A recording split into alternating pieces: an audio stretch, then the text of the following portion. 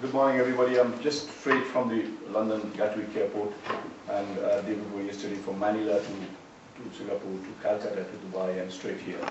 Just trying to shower, and Robert, his kindness, there was a towel and a soap there. I just took a shower. Thank you very much, Andrea, and everyone for inviting me. To begin anything, I must say that my life is completely transformed and changed, and I would like to start saying it was May 1938. An engineering student from one of the prestigious engineering college of India, Bengal Engineering College, came to his practical training where it was British India 1938. Railways were being constructed, tunnels, and this young man was standing to receive his boss, Marriott Brown, an Englishman, who came in a motor trolley, and he said, "Yes, young man, the sun is shining like anything, and why not your shoes?" And this man says, "Sir, I forgot to polish my shoes this morning." He said, "You have two men with you. They are supposed to look after your comfort." He asked his assistant to get a whip, started whipping them, kicked them, and throw one of those fellows out from the platform. And this guy started trembling, this young engineer. And he took him on his motor trolley and he shut off. He said, "Young man, I know what you must be thinking. But when you're going to join the railways, you have 25 men working under you. Tomorrow there will be 2,500. And then after that, 5,000 people. Indian laborers must be whipped periodically to keep them mentally awake." That was May 1938.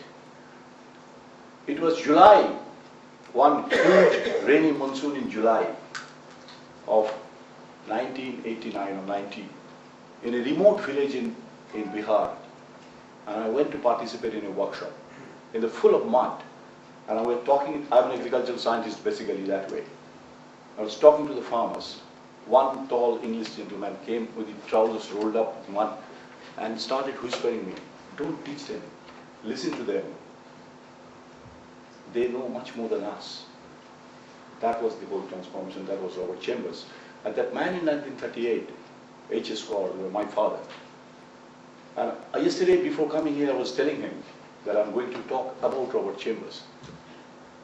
He told in this whole transformation, the colonial transformation from that time, Robert Chambers' work has not only changed the whole colonial mindset of the whole world, wherever there was a British Raj. It's not only that, the legacy of the British, we are still struggling to change that mindset of the Indian bureaucrats, the Indian civil service, Indian administrative service. It's not an easy job, and that is still there. And Robert's work, when I met Robert, and after that we started working, I used to work with the Indian Council of Agricultural Research, transforming that scientist, that mindset that we know everything. Since then it has made a massive change. Not only me, like me, many people changed, and they are already,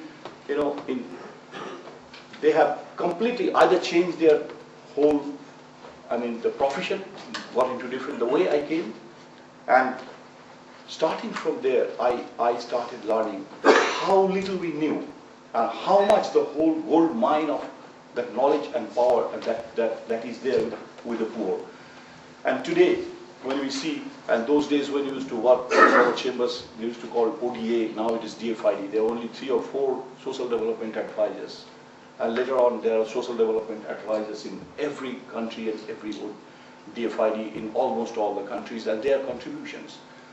And starting from PRA, PRA, Rapid Rural, Professor Gordon Conway was working on the Rapid Rural Appraisal, and then Robert worked on that, his 5 years of stay in India with the Administrative Staff College in India and Hyderabad.